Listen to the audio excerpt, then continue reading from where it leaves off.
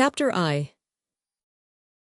Many patterns of carpet lay rolled out before them on the floor 2 of Brussels, showed the beginning of their quest, and its ending in that direction, while a score of ingrains lured their eyes and prolonged the debate between Desire Pocketbook.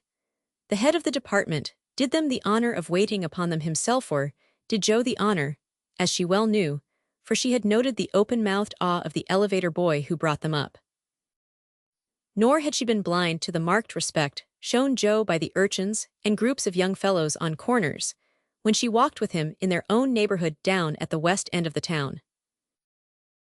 But the head of the department was called away to the telephone, and in her mind, the splendid promise of the carpets and the irk of the pocketbook were thrust aside by a greater doubt and anxiety.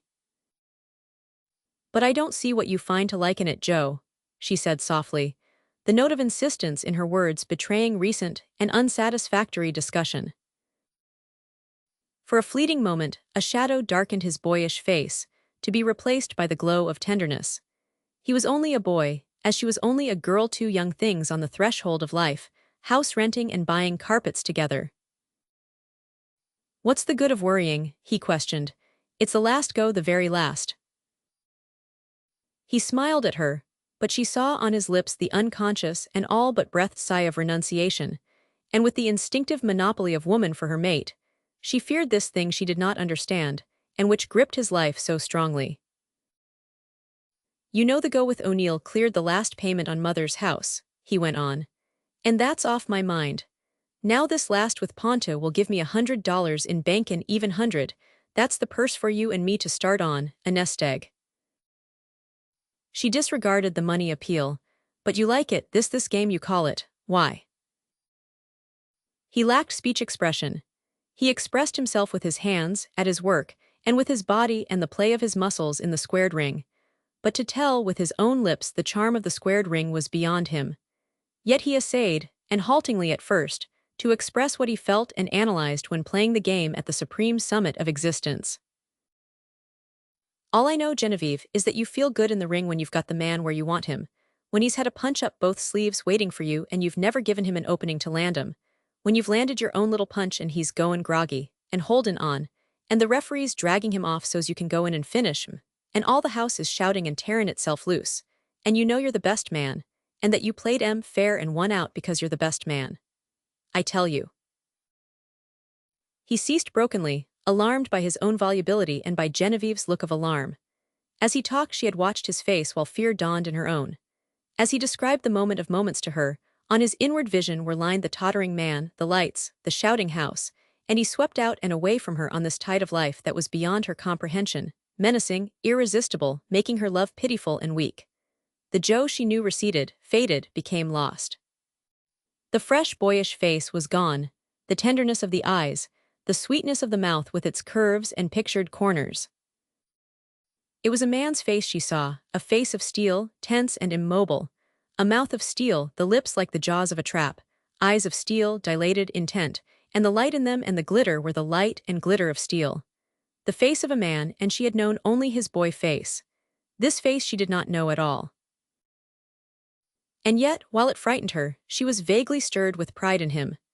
His masculinity, the masculinity of the fighting male, made its inevitable appeal to her, a female, molded by all her heredity to seek out the strong man for mate, and to lean against the wall of his strength.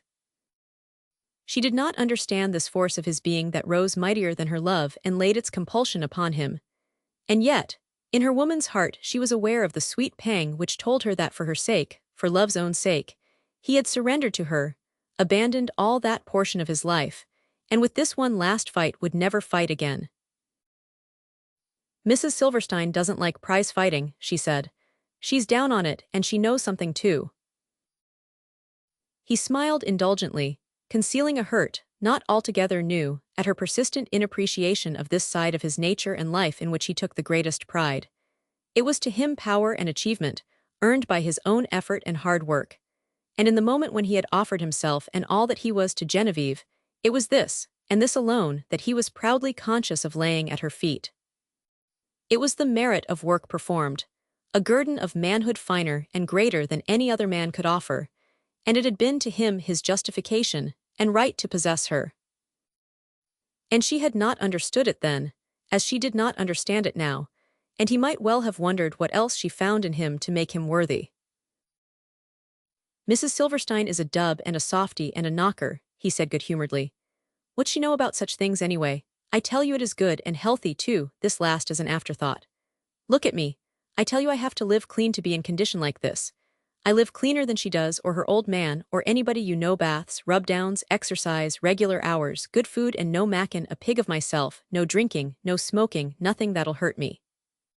Why I live cleaner than you, Genevieve." "Honest, I do," he hastened to add at sight of her shocked face. "I don't mean water and soap, but look there." His hand closed reverently but firmly on her arm. "Soft, you're all soft, all over, not like mine. Here, feel this." He pressed the ends of her fingers into his hard arm muscles until she winced from the hurt. "Hard all over just like that," he went on. "Now that's what I call clean. Every bit of flesh and blood and muscle is clean right down to the bones and they're clean too. No soap and water only on the skin but clean all the way in. I tell you it feels clean. It knows it's clean itself.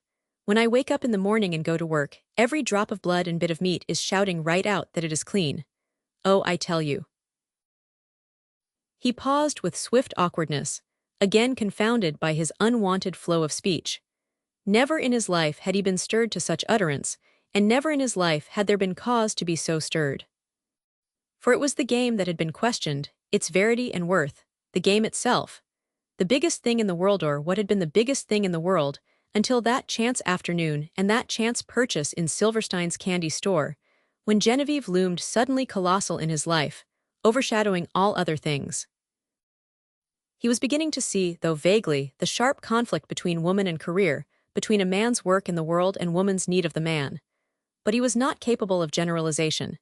He saw only the antagonism between the concrete, flesh and blood Genevieve and the great, abstract, living game. Each resented the other, each claimed him. He was torn with the strife, and yet drifted helpless on the currents of their contention. His words had drawn Genevieve's gaze to his face, and she had pleasured in the clear skin, the clear eyes, the cheeks soft and smooth as a girl's. She saw the force of his argument and disliked it accordingly. She revolted instinctively against this game which drew him away from her, robbed her of part of him. It was a rival she did not understand. Nor could she understand its seductions. Had it been a woman rival, another girl, knowledge and light and sight would have been hers. As it was, she grappled in the dark with an intangible adversary about which she knew nothing. What truth she felt in his speech made the game but the more formidable. A sudden conception of her weakness came to her. She felt pity for herself and sorrow. She wanted him, all of him, her woman's need would not be satisfied with less, and he eluded her, slipped away here and there from the embrace with which she tried to clasp him. Tears swam into her eyes, and her lips trembled, turning defeat into victory, routing the all-potent game with the strength of her weakness. "Don't, Genevieve, don't," the boy pleaded, all contrition, though he was confused and dazed. To his masculine mind there was nothing relevant about her breakdown, yet all else was forgotten at sight of her tears. She smiled forgiveness through her wet eyes, and though he knew of nothing for which to be forgiven, he melted utterly. His hand went out impulsively to hers, but she avoided the clasp by a sort of bodily stiffening and chill, the while the eyes smiled still more gloriously. "Here comes Mr. Clausen," she said, at the same time, by some transforming alchemy of woman, presenting to the newcomer eyes that showed no hint of moistness. "Think I was never coming back, Joe?" queried the head of the department, a pink and white-faced man, whose austere side whiskers were belied by genial little eyes. "Now let me see, yes, we was discussing in grains," he continued briskly. "That tasty little pattern there catches your eye, don't it now, eh? Yes, yes, I know all about it. I set up housekeeping when I was getting 14 a week. But nothing's too good for the little nest, eh? Of course I know, and it's only 7 cents more, and the dearest is the cheapest, I say. Tell you what I'll do, Joe." This with a burst of philanthropic impulsiveness and a confidential lowering of voice. "Seeins it's you, and I wouldn't do it for anybody else, I'll reduce it to 5 cents. Only," here his voice became impressively solemn, "only you mustn't ever tell how much you really did pay." "Sewed, lined, and laid, of course that's included," he said, after Joe and Genevieve had conferred together and announced their decision. "And the little nest, eh?" he queried. "When do you spread your wings and fly away? Tomorrow, so soon, beautiful, beautiful." He rolled his eyes ecstatically for a moment, then beamed upon them with a fatherly air. Joe had replied sturdily enough, and Genevieve had blushed prettily, but both felt that it was not exactly proper. Not alone because of the privacy and holiness of the subject, but because of what might have been prudery in the middle class, but which in them was the modesty and reticence found in individuals of the working class when they strive after clean living and morality. Mr. Clausen accompanied them to the elevator, all smiles, patronage, and beneficence, while the clerks turned their heads to follow Joe's retreating figure. "And tonight, Joe," Mr. Clausen asked anxiously as they waited at the shaft, "how do you feel? Think you'll do him?" "Sure," Joe answered. "Never felt better in my life."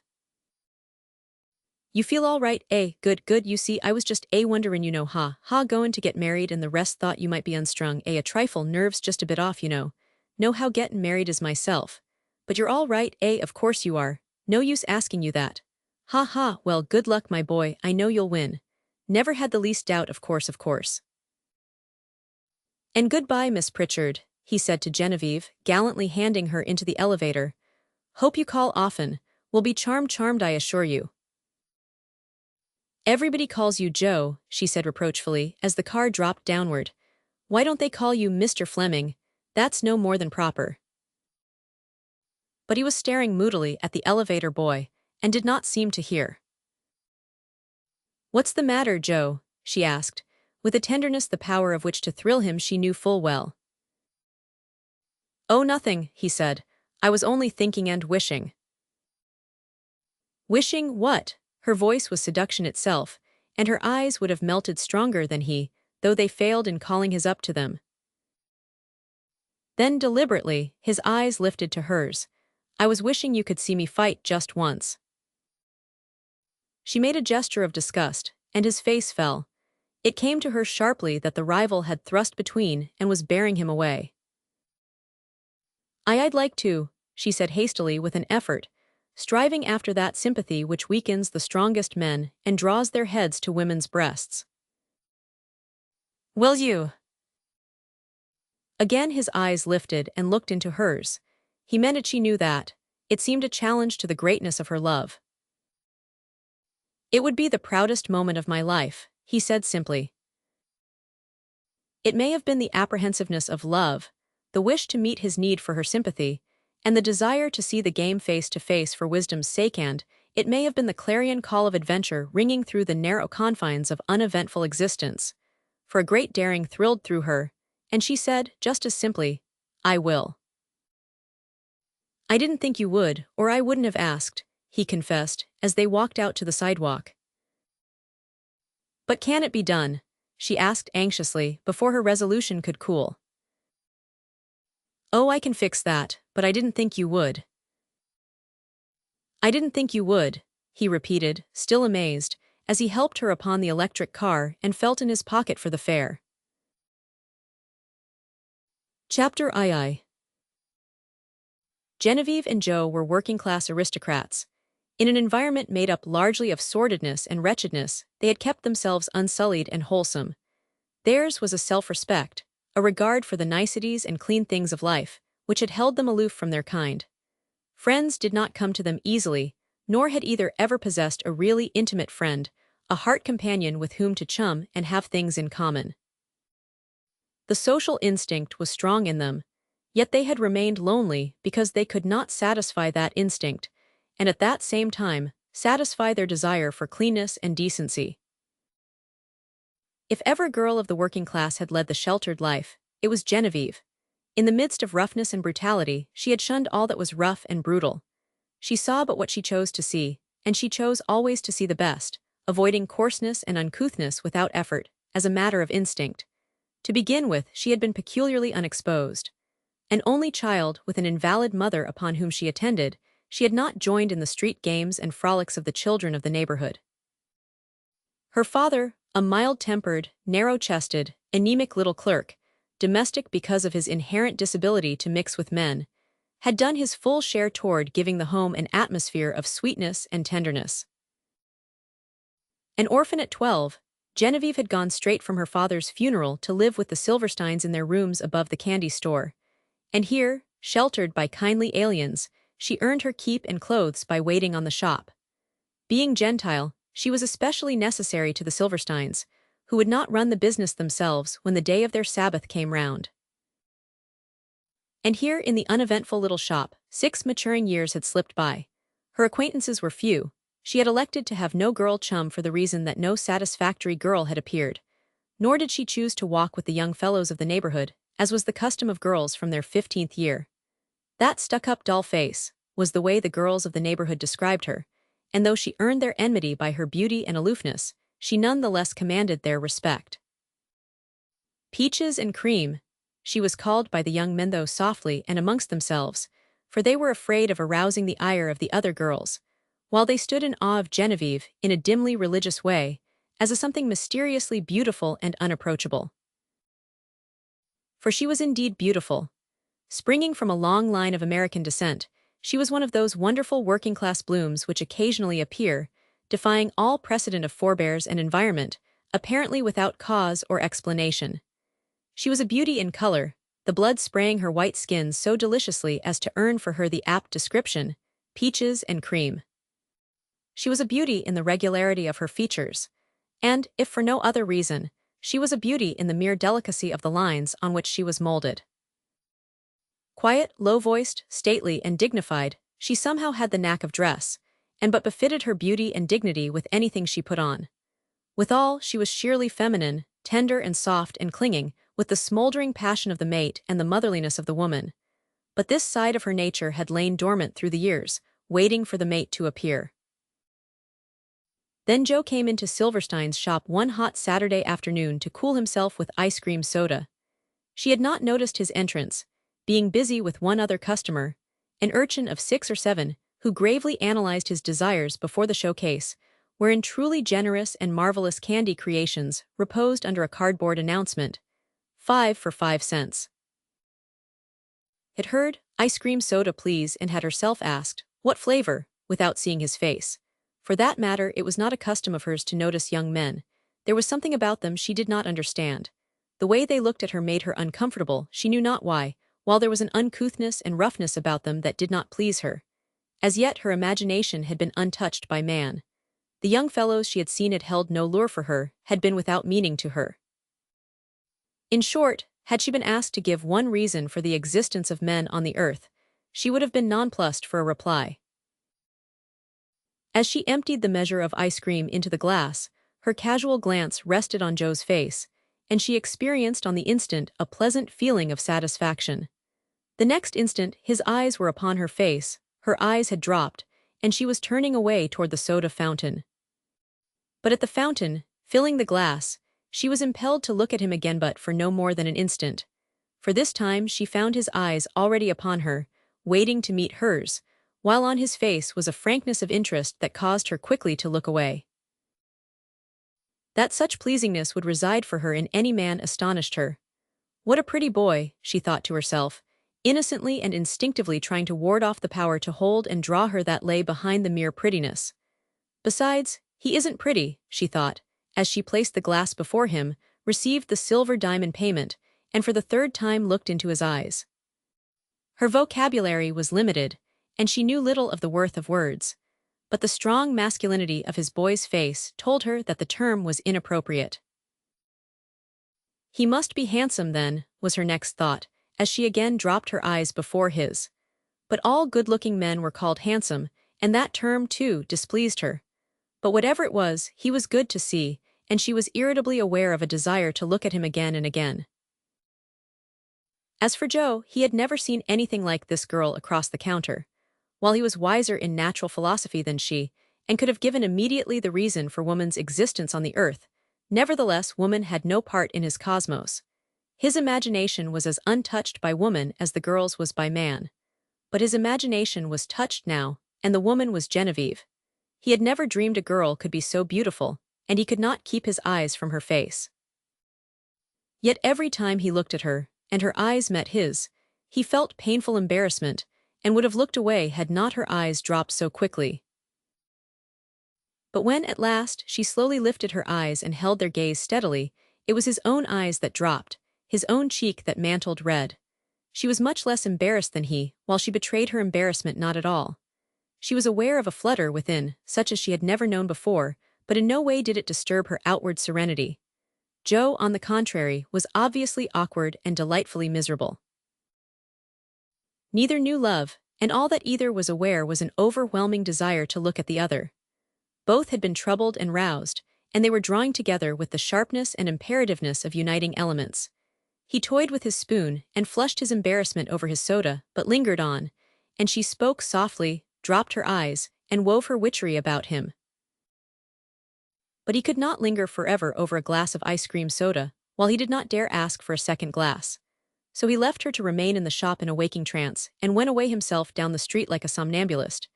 Genevieve dreamed through the afternoon and knew that she was in love. Not so with Joe. He knew only that he wanted to look at her again, to see her face. His thoughts did not get beyond this, and besides, it was scarcely a thought, being more a dim and inarticulate desire. The urge of this desire he could not escape. Day after day it worried him, and the candy shop and the girl behind the counter continually obtruded themselves. He fought off the desire. He was afraid and ashamed to go back to the candy shop. He solaced his fear with, "I ain't a ladies' man." Not once, nor twice, but scores of times, he muttered the thought to himself, but it did no good. And by the middle of the week, in the evening, after work, he came into the shop. He tried to come in carelessly and casually, but his whole carriage advertised the strong effort of will that compelled his legs to carry his reluctant body thither. Also, he was shy and awkwarder than ever. Genevieve, on the contrary, was serener than ever, though fluttering most alarmingly within.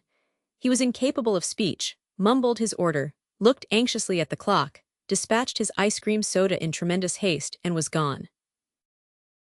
She was ready to weep with vexation. Such meager reward for 4 days waiting, and assuming all the time that she loved. He was a nice boy and all that, she knew, but he needn't have been in so disgraceful a hurry. But Joe had not reached the corner before he wanted to be back with her again. He just wanted to look at her. He had no thought that it was love. Love, that was when young fellows and girls walked out together. As for him then his desire took sharper shape, and he discovered that that was the very thing he wanted her to do. He wanted to see her, to look at her, and well could he do all this if she but walked out with him. Then that was why the young fellows and girls walked out together, he mused, as the weekend drew near. He had remotely considered this walking out to be a mere form or observance preliminary to matrimony.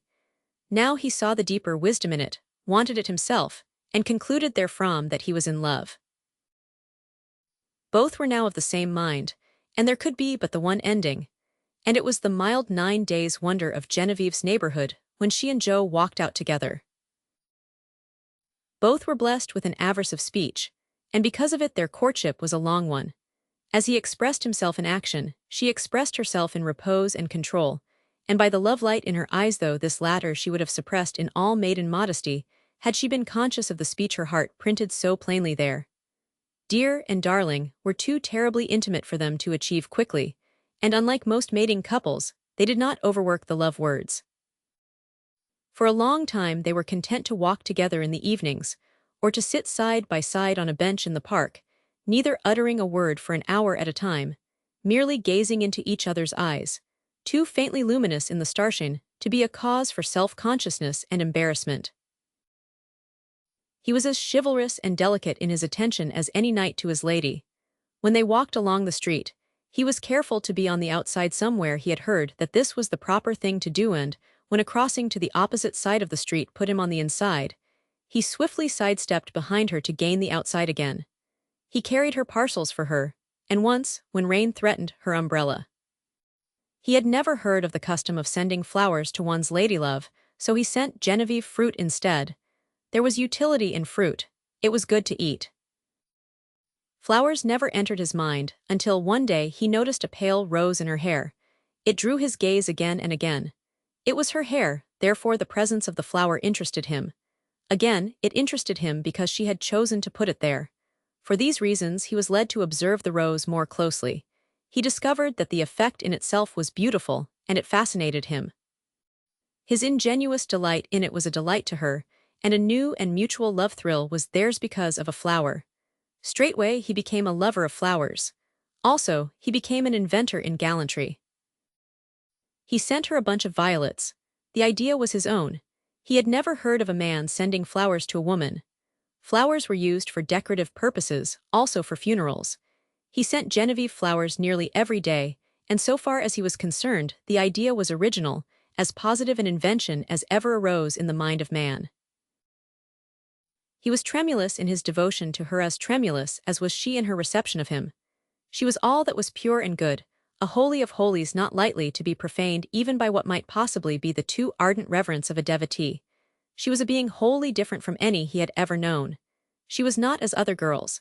It never entered his head that she was of the same clay as his own sisters, or anybody's sister. She was more than mere girl, than mere woman. She was Genevieve, a being of a class by herself, nothing less than a miracle of creation. And for her, in turn, there was in him but little less of illusion. Her judgment of him in minor things might be critical, while his judgment of her was sheer worship, and had in it nothing critical at all. But in her judgment of him as a whole she forgot the sum of the parts, and knew him only as a creature of wonder, who gave meaning to life, and for whom she could die as willingly as she could live. She often beguiled her waking dreams of him with fancied situations, wherein, dying for him, she at last adequately expressed the love she felt for him, and which, living, she knew she could never fully express. Their love was all fire and dew. The physical scarcely entered into it, for such seemed profanation. The ultimate physical facts of their relation were something which they never considered. Yet the immediate physical facts they knew, the immediate yearnings and raptures of the flesh, the touch of finger-tips on hand or arm, the momentary pressure of a hand-clasp, the rare lip caress of a kiss, the tingling thrill of her hair upon his cheek, of her hand lightly thrusting back the locks from above his eyes. All this they knew, but also, and they knew not why, there seemed a hint of sin about these caresses and sweet bodily contacts. There were times when she felt impelled to throw her arms around him in a very abandonment of love, but always some sanctity restrained her. At such moments she was distinctly and unpleasantly aware of some unguessed sin that lurked within her. It was wrong, undoubtedly wrong, that she should wish to caress her lover in so unbecoming a fashion. No self-respecting girl could dream of doing such a thing. It was unwomanly. Besides, if she had done it, what would he have thought of it? And while she contemplated so horrible a catastrophe, she seemed to shrivel and wilt in a furnace of secret shame. Nor did Joe escape the prick of curious desires, chiefest among which perhaps was the desire to hurt Genevieve.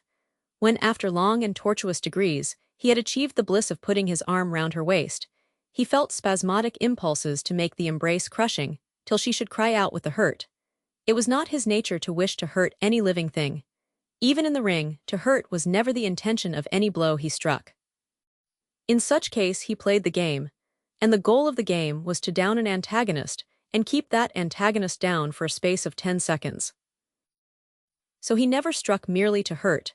The hurt was incidental to the end, and the end was quite another matter. And yet here, with this girl he loved, came the desire to hurt. Why, when with thumb and forefinger he had ringed her wrist, he should desire to contract that ring till it crushed, was beyond him. He could not understand, and felt that he was discovering depths of brutality in his nature of which he had never dreamed. Once, on parting, he threw his arms around her and swiftly drew her against him.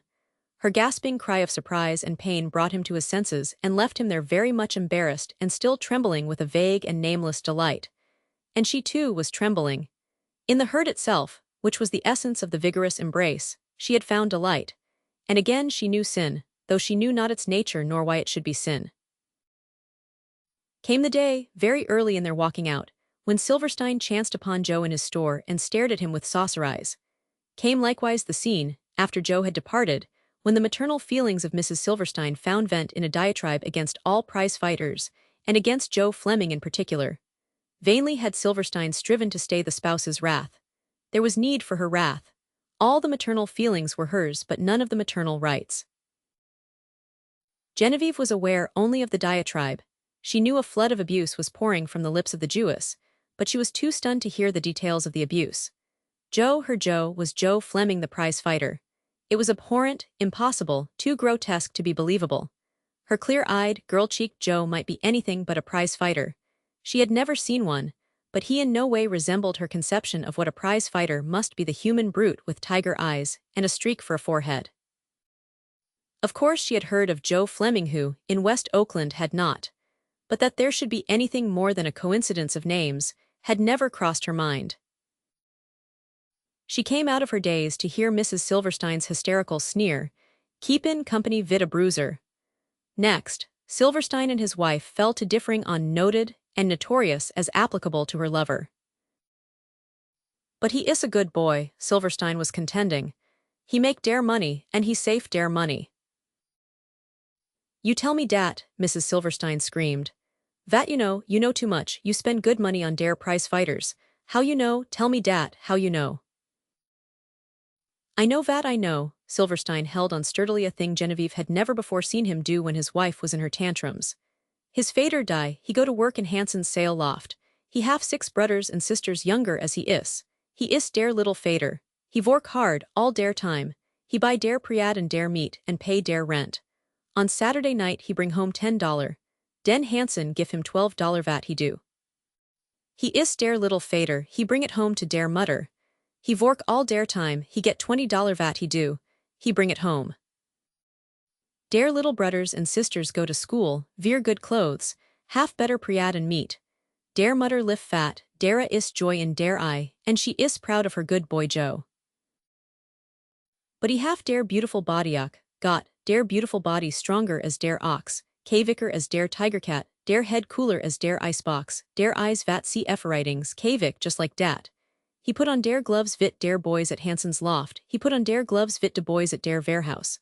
He go before dare club, he knock out dare spider, kavik one punch just like dat, dare first time. Dare purse is $5 vat he do. He bring it home to dare mutter. He go many times before dare clubs, he get many purses $10, $50, $100. Vat he do, tell me dat, quit dare job at Hanson's. Half dare good time vit dare boys, no, he is dare good boy, he vork every day. He fight at night before dare clubs. He say, vat for I pay dare rent, Silverstein to me Silverstein, he say dat. Never mind vat I say, but he buy dare good house for dare mutter.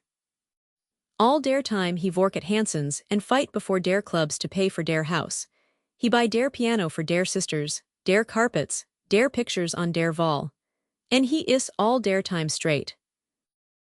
He bet on himself dat is dare good sign. Ven dare man bets on himself dat is dare time you bet too. Here Mrs. Silverstein groaned her horror of gambling, and her husband, aware that his eloquence had betrayed him, collapsed into voluble assurances that he was ahead of the game. "And all because of Joe Fleming," he concluded. "I back him every time to vin." But Genevieve and Joe were preeminently mated, and nothing, not even this terrible discovery, could keep them apart. In vain Genevieve tried to steel herself against him, but she fought herself, not him. To her surprise she discovered 1,000 excuses for him, found him lovable as ever, and she entered into his life to be his destiny and to control him after the way of women. She saw his future, and hers through glowing vistas of reform, and her first great deed was when she wrung from him his promise to cease fighting. And he, after the way of men, pursuing the dream of love and striving for possession of the precious and deathless object of desire, had yielded.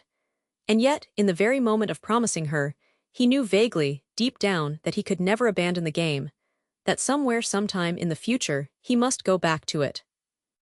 And he had had a swift vision of his mother and brothers and sisters, their multitudinous wants, the house with its painting and repairing, its street assessments and taxes, and of the coming of children to him and Genevieve, and of his own daily wage in the sail-making loft. But the next moment the vision was dismissed, as such warnings are always dismissed, and he saw before him only Genevieve, and he knew only his hunger for her and the call of his being to her, and he accepted calmly her calm assumption of his life and actions. He was 20, she was 18, boy and girl, the pair of them, and made for progeny, healthy and normal, with steady blood pounding through their bodies. And wherever they went together, even on Sunday outings across the bay amongst people who did not know him, eyes were continually drawn to them. He matched her girl's beauty with his boy's beauty, her grace with his strength, her delicacy of line and fiber with the harsher vigor and muscle of the male. Frank-faced, fresh-colored, almost ingenuous in expression, eyes blue and wide apart, he drew and held the gaze of more than one woman far above him in the social scale. Of such glances and dim maternal promptings he was quite unconscious, though Genevieve was quick to see and understand, and she knew each time the pang of a fierce joy in that he was hers, and that she held him in the hollow of her hand. He did see, however, and rather resented, the men's glances drawn by her. These, too, she saw and understood as he did not dream of understanding. Chapter III. Genevieve slipped on a pair of Joe's shoes, light-soled and dapper, and laughed with Lottie, who stooped to turn up the trousers for her. Lottie was his sister, and in the secret. To her was due the inveigling of his mother into making a neighborhood call so that they could have the house to themselves. They went down into the kitchen where Joe was waiting. His face brightened as he came to meet her, love shining frankly forth. "Now get up those skirts, Lottie," he commanded. "Haven't any time to waste. There, that'll do. You see, you only want the bottoms of the pants to show. The coat will cover the rest. Now let's see how it'll fit. Borrowed it from Chris. He's a dead sporty sport little, but oh my." He went on, helping Genevieve into an overcoat which fell to her heels, and which fitted her as a tailor-made overcoat should fit the man for whom it is made. Joe put a cap on her head and turned up the collar, which was generous to exaggeration, meeting the cap and completely hiding her hair. When he buttoned the collar in front, its point served to cover the cheeks, chin and mouth were buried in its depths, and a close scrutiny revealed only shadowy eyes and a little less shadowy nose. She walked across the room, the bottom of the trousers just showing as the bang of the coat was disturbed by movement. "A sport with a cold and afraid of catching more, all right," the boy laughed, proudly surveying his handiwork. "How much money you got? I'm layin' 10 to 6. Will you take the short end?" "Who's short?" she asked. "Ponto, of course." Lottie blurted out her hurt, as though there could be any question of it even for an instant. "Of course," Genevieve said sweetly, "only I don't know much about such things." This time Lottie kept her lips together, but the new hurt showed on her face. Joe looked at his watch and said it was time to go. His sister's arms went about his neck, and she kissed him soundly on the lips. She kissed Genevieve too, and saw them to the gate, one arm of her brother about her waist. "What does 10 to 6 mean?" Genevieve asked, the while their footfalls rang out on the frosty air. "That I'm the long end, the favorite," he answered. "That a man bets $10 at the ringside that I win against $6, another man is betting that I lose. But if you're the favorite and everybody thinks you'll win, how does anybody bet against you?" "That's what makes prize fighting difference of opinion," he laughed. "Besides, there's always the chance of a lucky punch, an accident. Lots of chance," he said gravely. She shrank against him, clingingly and protectingly, and he laughed with surety. "You wait and you'll see, and don't get scared at the start. The first few rounds'll be something fierce. That's Ponta's strong point. He's a wild man with kinds of punches a whirlwind and he gets his man in the first rounds. He's put away a whole lot of cleverer and better men than him. It's up to me to live through it, that's all. Then he'll be all in. Then I go after him, just watch. You'll know when I go after him, and I'll get him too." They came to the hall, on a dark street corner, ostensibly the quarters of an athletic club, but in reality an institution designed for pulling off fights and keeping within the police ordinance. Joe drew away from her, and they walked apart to the entrance. "Keep your hands in your pockets whatever you do," Joe warned her, "and it'll be all right. Only a couple of minutes of it." "He's with me," Joe said to the doorkeeper, who was talking with a policeman. Both men greeted him familiarly, taking no notice of his companion. "They never tumbled, nobody'll tumble," Joe assured her, as they climbed the stairs to the second story. "And even if they did, they wouldn't know who it was and they's keep it mum for me. Here, come in here." He whisked her into a little office-like room and left her seated on a dusty, broken-bottomed chair. A few minutes later he was back again, clad in a long bathrobe, canvas shoes on his feet. She began to tremble against him, and his arm passed gently around her. It'll be all right, Genevieve, he said encouragingly. I've got it all fixed. Nobody'll tumble. It's you, Joe, she said. I don't care for myself, it's you. Don't care for yourself, but that's what I thought you were afraid of. He looked at her in amazement, the wonder of woman bursting upon him in a more transcendent glory than ever, and he had seen much of the wonder of woman in Genevieve. He was speechless for a moment, and then stammered. You mean me, and you don't care what people think, or anything or anything. A sharp double knock at the door, and a sharper "get a move on yourself, Joe," brought him back to immediate things. Quick, one last kiss, Genevieve, he whispered, almost holily. It's my last fight, and I'll fight as never before with you lookin' at me. The next she knew, the pressure of his lips yet warm on hers, she was in a group of jostling young fellows, none of whom seemed to take the slightest notice of her. Several had their coats off and their shirt sleeves rolled up. They entered the hall from the rear, still keeping the casual formation of the group, and moved slowly up a side aisle. It was a crowded, ill-lighted hall, barn-like in its proportions, and the smoke-laden air gave a peculiar distortion to everything. She felt as though she would stifle. There were shrill cries of boys selling programs and soda water, and there was a great bass rumble of masculine voices. She heard a voice offering 10 to 6 on Joe Fleming. The utterance was monotonous, hopeless, it seemed to her, and she felt a quick thrill. It was her Joe against whom everybody was to bet. And she felt other thrills. Her blood was touched, as by fire, with romance, adventure, the unknown, the mysterious, the terrible, as she penetrated this haunt of men where women came not. And there were other thrills. It was the only time in her life she had dared the rash thing. For the first time she was overstepping the bounds laid down by that harshest of tyrants, the Mrs. Grundy of the working class. She felt fear, and for herself, though the moment before she had been thinking only of Joe. Before she knew it, the front of the hall had been reached, and she had gone up half a dozen steps into a small dressing room. This was crowded to suffocation by men who played the game, she concluded, in one capacity or another. And here she lost Joe. But before the real personal fright could soundly clutch her, one of the young fellows said gruffly, "Come along with me, you," and as she wedged out at his heels, she noticed that another one of the escort was following her. They came upon a sort of stage, which accommodated 3 rows of men, and she caught her first glimpse of the squared ring. She was on a level with it, and so near that she could have reached out and touched its ropes. She noticed that it was covered with padded canvas.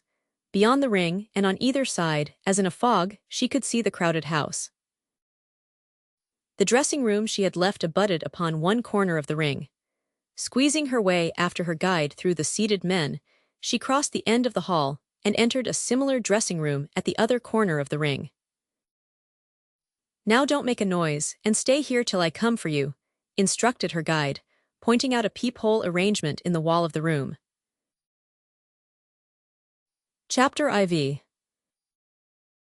She hurried to the peephole and found herself against the ring. She could see the whole of it, though part of the audience was shut off. The ring was well lighted by an overhead cluster of patent gas burners. The front row of the men she had squeezed past, because of their paper and pencils, she decided to be reporters from the local papers uptown. One of them was chewing gum. Behind them, on the other 2 rows of seats, she could make out firemen from the nearby engine house and several policemen in uniform. In the middle of the front row, flanked by the reporters, sat the young chief of police. She was startled by catching sight of Mr. Clausen on the opposite side of the ring. There he sat, austere, side-whiskered, pink and white, close up against the front of the ring. Several seats farther on, in the same front row, she discovered Silverstein, his weazen features glowing with anticipation. A few cheers heralded the advent of several young fellows, in shirt sleeves, carrying buckets, bottles, and towels, who crawled through the ropes and crossed to the diagonal corner from her. One of them sat down on a stool and leaned back against the ropes. She saw that he was bare-legged, with canvas shoes on his feet, and that his body was swathed in a heavy white sweater. In the meantime, another group had occupied the corner directly against her. Louder cheers drew her attention to it, and she saw Joe seated on a stool still clad in the bath-robe, his short chestnut curls within a yard of her eyes. A young man, in a black suit, with a mop of hair and a preposterously tall starched collar, walked to the center of the ring and held up his hand. "Gentlemen will please stop smoking," he said. His effort was applauded by groans and catcalls, and she noticed with indignation that nobody stopped smoking. Mr. Clausen held a burning match in his fingers while the announcement was being made, and then calmly lighted his cigar. She felt that she hated him in that moment. How was her Joe to fight in such an atmosphere? She could scarcely breathe herself, and she was only sitting down. The announcer came over to Joe. He stood up. His bathrobe fell away from him, and he stepped forth to the center of the ring, naked save for the low canvas shoes and a narrow hip-cloth of white. Genevieve's eyes dropped.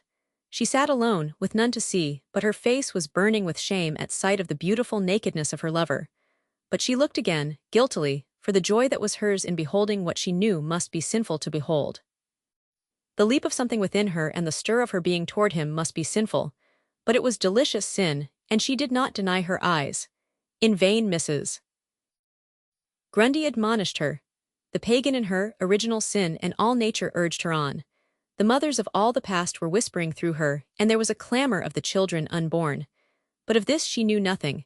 She knew only that it was sin, and she lifted her head proudly, recklessly resolved, in one great surge of revolt, to sin to the uttermost. She had never dreamed of the form under the clothes. The form, beyond the hands and the face, had no part in her mental processes. A child of garmented civilization, the garment was to her the form. The race of men was to her a race of garmented bipeds, with hands and faces and hair-covered heads. When she thought of Joe, the Joe instantly visualized on her mind was a clothed Joe, girl-cheeked, blue-eyed, curly-headed, but clothed. And there he stood, all but naked, godlike, in a white blaze of light.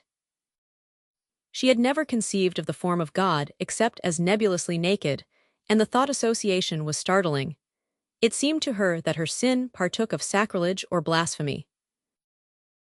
Her chromo-trained aesthetic sense exceeded its education, and told her that here were beauty and wonder. She had always liked the physical presentment of Joe, but it was a presentment of clothes, and she had thought the pleasingness of it due to the neatness and taste with which he dressed. She had never dreamed that this lurked beneath. It dazzled her. His skin was fair as a woman's, far more satiny, and no rudimentary hair growth marred its white luster.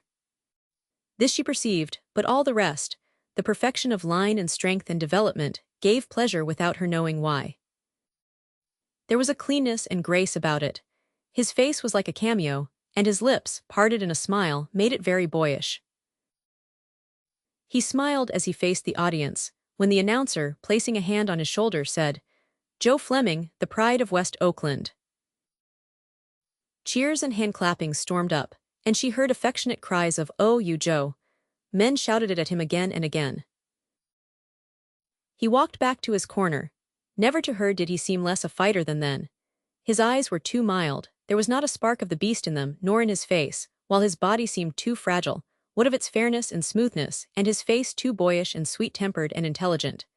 She did not have the expert's eye for the depth of chest, the wide nostrils, the recuperative lungs, and the muscles under their satin sheath scripts of energy, wherein lurked the chemistry of destruction. To her he looked like a something of Dresden china, to be handled gently and with care, liable to be shattered to fragments by the first rough touch.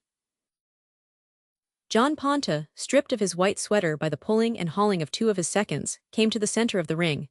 She knew terror as she looked at him. Here was the fighter the beast with a streak for a forehead, with beady eyes under lowering and bushy brows, flat-nosed, thick-lipped, sullen-mouthed. He was heavy-jawed, bull-necked, and the short, straight hair of the head seemed to her frightened eyes the stiff bristles on a hog's back. Here were coarseness and brutishness, a thing savage, primordial, ferocious. He was swarthy to blackness, and his body was covered with a hairy growth that matted like a dog's on his chest and shoulders. He was deep-chested, thick-legged, large-muscled, but unshapely. His muscles were knots, and he was gnarled and knobby, twisted out of beauty by excess of strength. "John Ponta, West Bay Athletic Club," said the announcer. A much smaller volume of cheers greeted him. It was evident that the crowd favored Joe with its sympathy. "Go in and eat 'em, Ponta, eat 'em up," a voice shouted in the lull. This was received by scornful cries and groans. He did not like it, for his sullen mouth twisted into a half-snarl as he went back to his corner. He was too decided an atavism to draw the crowd's admiration. Instinctively, the crowd disliked him. He was an animal, lacking in intelligence and spirit, a menace and a thing of fear, as the tiger and the snake are menaces and things of fear. better behind the bars of a cage than running free in the open. And he felt that the crowd had no relish for him. He was like an animal in the circle of its enemies, and he turned and glared at them with malignant eyes. Little Silverstein, shouting out Joe's name with high glee, shrank away from Ponta's gaze, shriveled as in fierce heat, the sound gurgling and dying in his throat. Genevieve saw the little byplay, and as Ponta's eyes slowly swept round the circle of their hate and met hers, she too shriveled and shrank back. The next moment they were past, pausing to center long on Joe. It seemed to her that Ponta was working himself into a rage. Joe returned the gaze with mild boy's eyes, but his face grew serious. The announcer escorted a third man to the center of the ring, a genial-faced young fellow in shirt sleeves. "Eddie Jones, who will referee this contest," said the announcer. "Oh, you, Eddie," men shouted in the midst of the applause, and it was apparent to Genevieve that he, too, was well beloved. Both men were being helped into the gloves by their seconds, and one of Ponta's seconds came over and examined the gloves before they went on Joe's hands. The referee called them to the center of the ring. The seconds followed, and they made quite a group, Joe and Ponta facing each other, the referee in the middle, the seconds leaning with hands on one another's shoulders, their heads craned forward. The referee was talking, and all listened attentively. The group broke up. Again the announcer came to the front. "Joe Fleming fights at 128, he said. "John Ponta at 140. They will fight as long as one hand is free and take care of themselves in the breakaway. The audience must remember that a decision must be given. There are no draws fought before this club." He crawled through the ropes and dropped from the ring to the floor. There was a scuttling in the corners as the seconds cleared out through the ropes, taking with them the stools and buckets. Only remained in the ring the two fighters and the referee. A gong sounded. The two men advanced rapidly to the center. Their right hands extended and for a fraction of an instant met in a perfunctory shake. Then Ponta lashed out, savagely, right and left, and Joe escaped by springing back. Like a projectile, Ponta hurled himself after him and upon him. The fight was on. Genevieve clutched one hand to her breast and watched. She was bewildered by the swiftness and savagery of Ponta's assault and by the multitude of blows he struck. She felt that Joe was surely being destroyed. At times she could not see his face, so obscured was it by the flying gloves. But she could hear the resounding blows, and with the sound of each blow she felt a sickening sensation in the pit of her stomach. She did not know that what she heard was the impact of glove on glove, or glove on shoulder, and that no damage was being done. She was suddenly aware that a change had come over the fight. Both men were clutching each other in a tense embrace. No blows were being struck at all. She recognized it to be what Joe had described to her as the clinch. Ponta was struggling to free himself, Joe was holding on. The referee shouted, "Break!" Joe made an effort to get away, but Ponta got one hand free and Joe rushed back into a second clinch to escape the blow. But this time, she noticed, the heel of his glove was pressed against Ponta's mouth and chin, and at the second break of the referee, Joe shoved his opponent's head back and sprang clear himself. For a brief several seconds she had an unobstructed view of her lover. Left foot a trifle advanced, knees slightly bent, he was crouching, with his head drawn well down between his shoulders and shielded by them. His hands were in position before him, ready either to attack or defend. The muscles of his body were tense, and as he moved about she could see them bunch up and writhe and crawl like live things under the white skin. But again Ponta was upon him and he was struggling to live. He crouched a bit more, drew his body more compactly together, and covered up with his hands, elbows, and forearms. Blows rained upon him, and it looked to her as though he were being beaten to death. But he was receiving the blows on his gloves and shoulders, rocking back and forth to the force of them like a tree in a storm, while the house cheered its delight. It was not until she understood this applause, and saw Silverstein half out of his seat and intensely, madly happy, and heard the "Oh, you Joes" from many throats, that she realized that instead of being cruelly punished, he was acquitting himself well. Then he would emerge for a moment, again to be enveloped and hidden in the whirlwind of Ponta's ferocity. Chapter V. The gong sounded. It seemed they had been fighting half an hour, though from what Joe had told her she knew it had been only 3 minutes. With the crash of the gong, Joe's seconds were through the ropes and running him into his corner for the blessed minute of rest. One man, squatting on the floor between his outstretched feet and elevating them by resting them on his knees, was violently chafing his legs. Joe sat on the stool, leaning far back into the corner, head thrown back and arms outstretched on the ropes to give easy expansion to the chest. With wide-open mouth, he was breathing the towel-driven air furnished by two of the seconds, while listening to the counsel of still another second who talked with low voice in his ear, and at the same time sponged off his face, shoulders, and chest. Hardly had all this been accomplished, it had taken no more than several seconds, when the gong sounded, the seconds scuttled through the ropes with their paraphernalia, and Joe and Ponto were advancing against each other to the center of the ring. Genevieve had no idea that a minute could be so short. For a moment she felt that this rest had been cut, and was suspicious of she knew not what. Ponto lashed out, right and left, savagely as ever, and though Joe blocked the blows, such was the force of them that he was knocked backward several steps. Ponto was after him with the spring of a tiger. In the involuntary effort to maintain equilibrium, Joe had uncovered himself, flinging one arm out and lifting his head from beneath the sheltering shoulders. So swiftly had Ponto followed him, that a terrible swinging blow was coming at his unguarded jaw. He ducked forward and down, Ponto's fist just missing the back of his head. As he came back to the perpendicular, Ponto's left fist drove at him in a straight punch that would have knocked him backward through the ropes. Again, and with a swiftness and inappreciable fraction of time quicker than Ponto's, he ducked forward. Ponto's fist grazed the backward slope of the shoulder and glanced off into the air.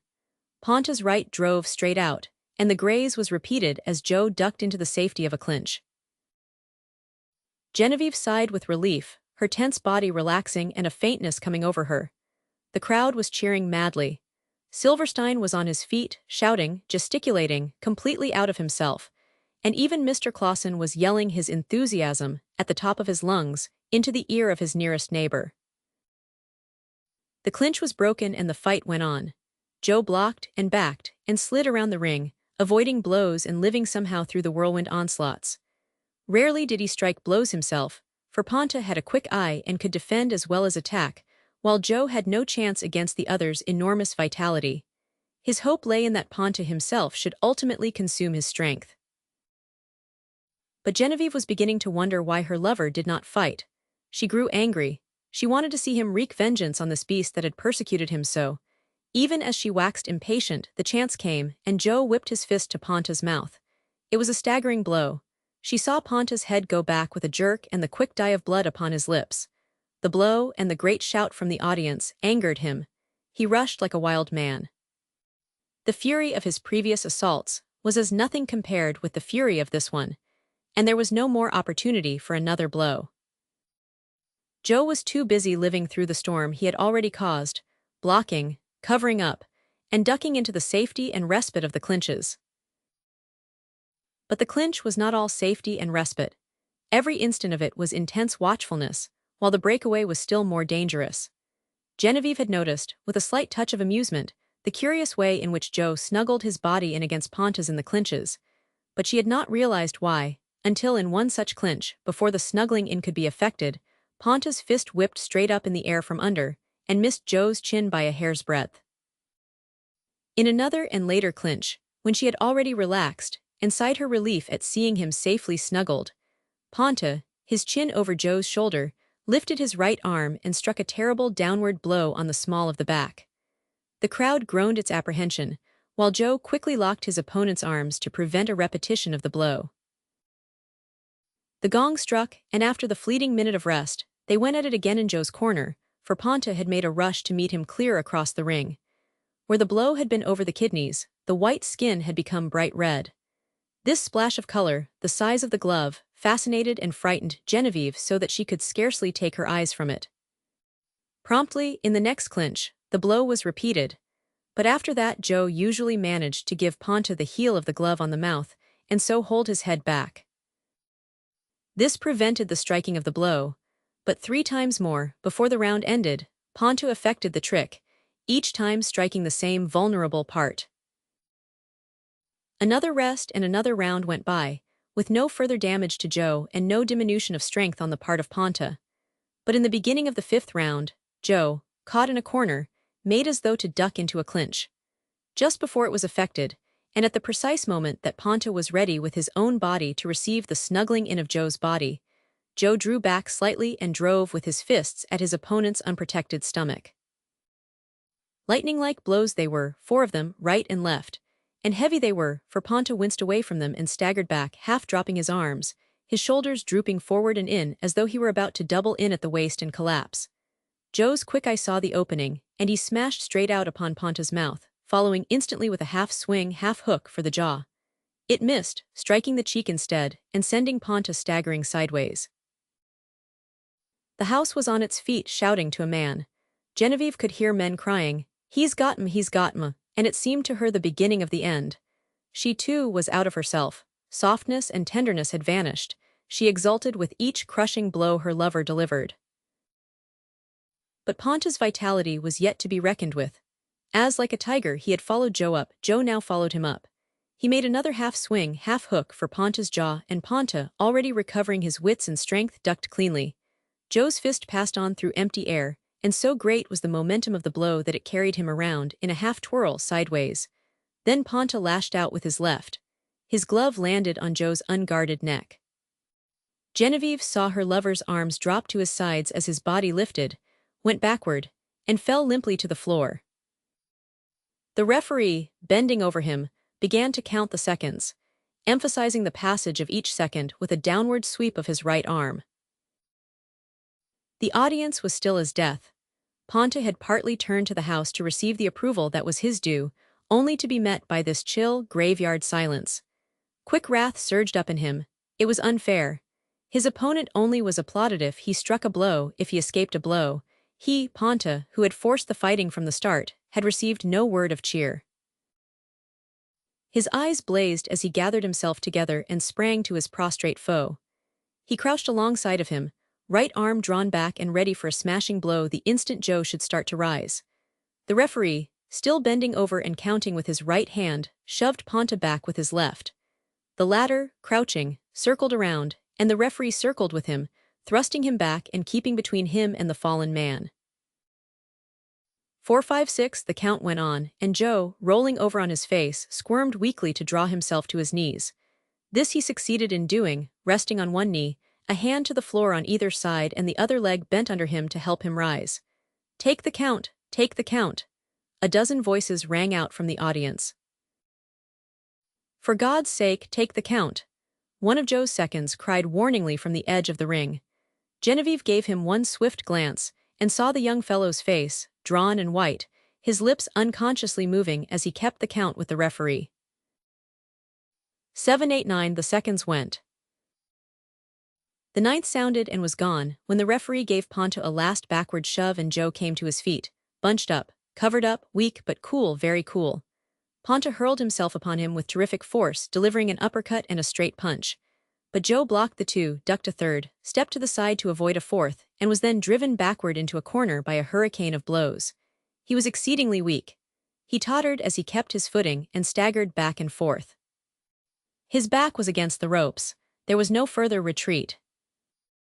Ponta paused, as if to make doubly sure, then feinted with his left and struck fiercely with his right with all his strength. But Joe ducked into a clinch and was for a moment saved. Ponta struggled frantically to free himself. He wanted to give the finish to this foe already so far gone, but Joe was holding on for life, resisting the other's every effort as fast as one hold or grip was torn loose, finding a new one by which to cling. "Break," the referee commanded. Joe held on tighter. "Make 'em break, why the hell don't you make 'em break?" Ponta panted at the referee. Again the latter commanded the break.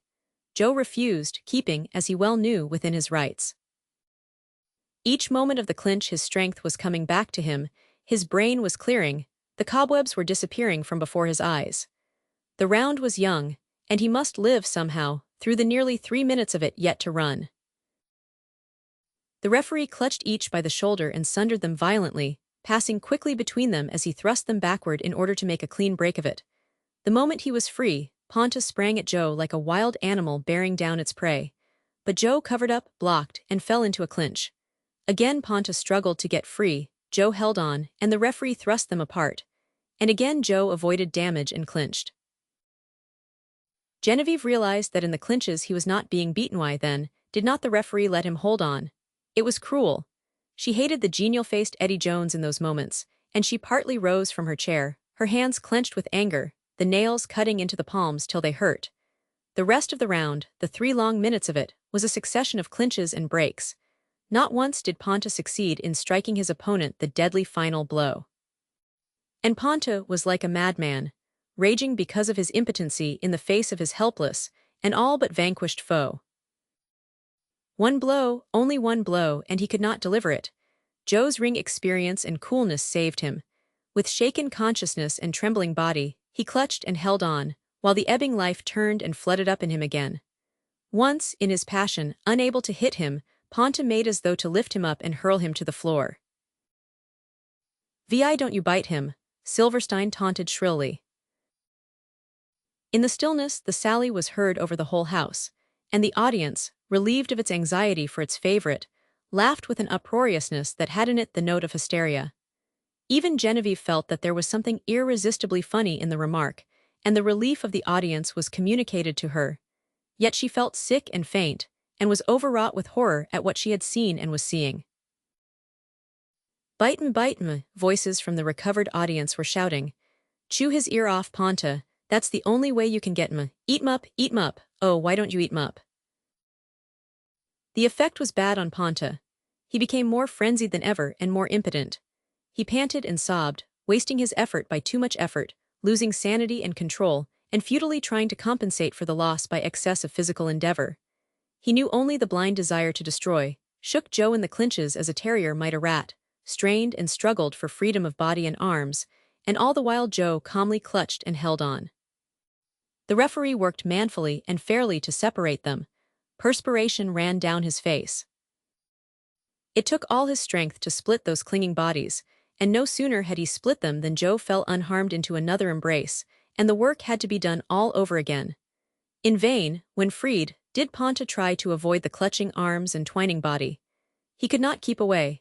He had to come close in order to strike, and each time Joe baffled him and caught him in his arms. And Genevieve, crouched in the little dressing room and peering through the peephole, was baffled too. She was an interested party in what seemed a death struggle, was not one of the fighters, her Joe, but the audience understood and she did not. The game had not unveiled to her. The lure of it was beyond her. It was greater mystery than ever. She could not comprehend its power. What delight could there be for Joe in that brutal surging and straining of bodies, those fierce clutches, fiercer blows, and terrible hurts? Surely, she Genevieve offered more than that rest and content and sweet, calm joy. Her bid for the heart of him and the soul of him was finer and more generous than the bid of the game. Yet he dallied with both, held her in his arms, but turned his head to listen to that other, and siren call she could not understand. The gong struck. The round ended with a break in Ponta's corner. The white-faced young second was through the ropes with the first clash of sound. He seized Joe in his arms, lifted him clear of the floor, and ran with him across the ring to his own corner. His seconds worked over him furiously, chafing his legs, slapping his abdomen, stretching the hip cloth out with their fingers so that he might breathe more easily. For the first time Genevieve saw the stomach breathing of a man. An abdomen that rose and fell far more with every breath than her breast rose, and fell after she had run for a car. The pungency of ammonia bit her nostrils, wafted to her from the soaked sponge wherefrom he breathed the fiery fumes that cleared his brain. He gargled his mouth and throat, took a suck at a divided lemon, and all the while the towels worked like mad, driving oxygen into his lungs to purge the pounding blood and send it back revivified for the struggle yet to come. His heated body was sponged with water, doused with it, and bottles were turned mouth downward on his head. Chapter VI. The gong for the 6th round struck, and both men advanced to meet each other, their bodies glistening with water. Ponta rushed 2/3 of the way across the ring, so intent was he on getting at his man before full recovery could be effected. But Joe had lived through. He was strong again and getting stronger. He blocked several vicious blows and then smashed back, sending Ponta reeling. He attempted to follow up, but wisely forbore, and contented himself with blocking and covering up in the whirlwind his blow had raised. The fight was as it had been at the beginning, Joe protecting, Ponta rushing. But Ponta was never at ease. He did not have it all his own way. At any moment in his fiercest onslaughts, his opponent was liable to lash out and reach him. Joe saved his strength. He struck one blow to Ponta's 10, but his one blow rarely missed. Ponta overwhelmed him in the attacks, yet could do nothing with him, while Joe's tiger-like strokes, always imminent, compelled respect. They toned Ponta's ferocity. He was no longer able to go in with the complete abandon of destructiveness, which had marked his earlier efforts. But a change was coming over the fight. The audience was quick to note it, and even Genevieve saw it by the beginning of the 9th round. Joe was taking the offensive. In the clinches, it was he who brought his fist down on the small of the back, striking the terrible kidney blow. He did it once in each clinch, but with all his strength, and he did it every clinch. Then in the breakaways, he began to uppercut Ponta on the stomach, or to hook his jaw or strike straight out upon the mouth. But at first sign of a coming of a whirlwind, Joe would dance nimbly away and cover up. 2 rounds of this went by, and 3, but Ponta's strength, though perceptibly less, did not diminish rapidly.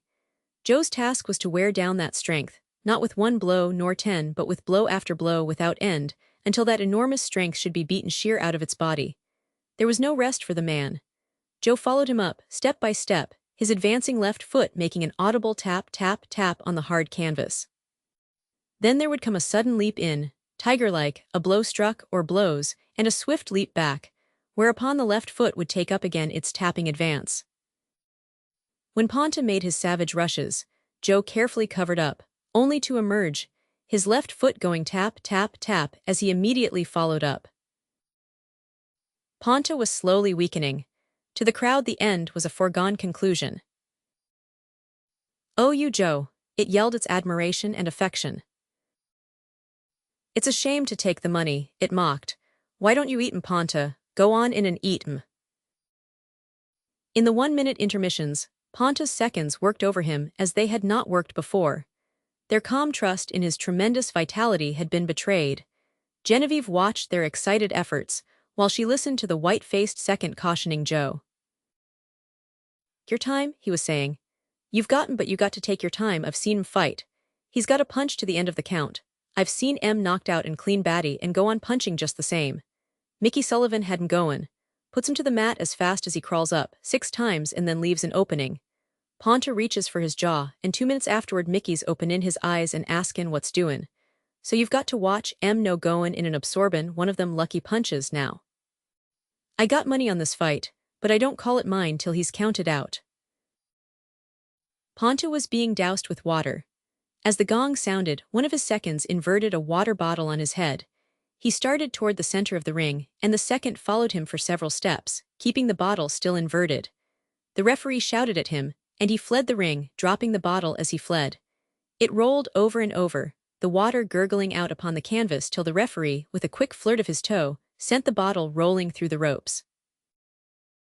In all the previous rounds, Genevieve had not seen Joe's fighting face, which had been prefigured to her that morning in the department store. Sometimes his face had been quite boyish. Other times, when taking his fiercest punishment, it had been bleak and gray, and still later, when living through and clutching and holding on, it had taken on a wistful expression. But now, out of danger himself, and as he forced the fight, his fighting face came upon him. She saw it and shuddered. It removed him so far from her. She had thought she knew him, all of him, and held him in the hollow of her hand. But this she did not know, this face of steel, this mouth of steel, these eyes of steel flashing the light and glitter of steel. It seemed to her the passionless face of an avenging angel, stamped only with the purpose of the Lord. Ponta attempted one of his old-time rushes, but was stopped on the mouth. Implacable, insistent, ever menacing, never letting him rest, Joe followed him up. The round, the 13th, closed with a rush in Ponta's corner. He attempted a rally, was brought to his knees, took the 9 seconds count, and then tried to clinch into safety, only to receive 4 of Joe's terrible stomach punches, so that with the gong he fell back, gasping, into the arms of his seconds. Joe ran across the ring to his own corner. "Now I'm going to get 'em," he said to his second. "You sure fixed 'em that time," the latter answered. "Nothin' to stop you now but a lucky punch. Watch out for it." Joe leaned forward, feet gathered under him for a spring, like a foot racer waiting the start. He was waiting for the gong. When it sounded, he shot forward and across the ring, catching Ponta in the midst of his seconds as he rose from his stool. And in the midst of his seconds he went down, knocked down by a right-hand blow. As he arose from the confusion of buckets, stools, and seconds, Joe put him down again. And yet a third time he went down before he could escape from his own corner. Joe had at last become the whirlwind. Genevieve remembered his "just watch, you'll know when I go after him." The house knew it too. It was on its feet, every voice raised in a fierce yell. It was the blood cry of the crowd, and it sounded to her like what she imagined must be the howling of wolves. And what with confidence in her lover's victory she found room in her heart to pity Ponta. In vain he struggled to defend himself, to block, to cover up, to duck, to clinch into a moment's safety. That moment was denied him. Knockdown after knockdown was his portion. He was knocked to the canvas backwards, and sideways, was punched in the clinches and in the breakaway stiff, jolty blows that dazed his brain and drove the strength from his muscles. He was knocked into the corners and out again, against the ropes, rebounding, and with another blow against the ropes once more. He fanned the air with his arms, showering savage blows upon emptiness. There was nothing human left in him. He was the beast incarnate, roaring and raging and being destroyed. He was smashed down to his knees, but refused to take the count, staggering to his feet only to be met stiff-handed on the mouth and sent hurling back against the ropes. In sore travail, gasping, reeling, panting, with glazing eyes and sobbing breath, grotesque and heroic, fighting to the last, striving to get at his antagonist, he surged and was driven about the ring. And in that moment Joe's foot slipped on the wet canvas. Ponta's swimming eyes saw and knew the chance. All the fleeing strength of his body gathered itself together for the lightning lucky punch. Even as Joe slipped, the other smote him, fairly on the point of the chin. He went over backward. Genevieve saw his muscles relax while he was yet in the air, and she heard the thud of his head on the canvas. The noise of the yelling house died suddenly. The referee, stooping over the inert body, was counting the seconds. Ponta tottered and fell to his knees. He struggled to his feet, swaying back and forth as he tried to sweep the audience with his hatred. His legs were trembling and bending under him. He was choking and sobbing, fighting to breathe. He reeled backward and saved himself from falling by a blind, clutching for the ropes.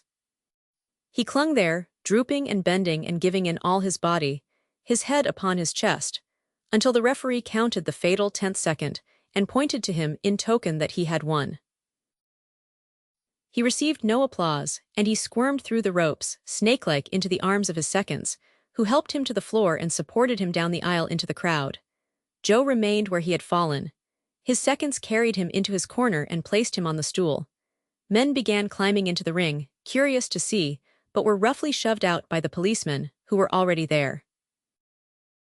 Genevieve looked on from her peephole. She was not greatly perturbed. Her lover had been knocked out. In so far as disappointment was his, she shared it with him, but that was all. She even felt glad in a way. The game had played him false, and he was more surely hers. She had heard of knockouts from him. It often took men some time to recover from the effects. It was not till she heard the seconds asking for the doctor that she felt really worried. They passed his limp body through the ropes to the stage, and it disappeared beyond the limits of her peephole. Then the door of her dressing room was thrust open and a number of men came in. They were carrying Joe.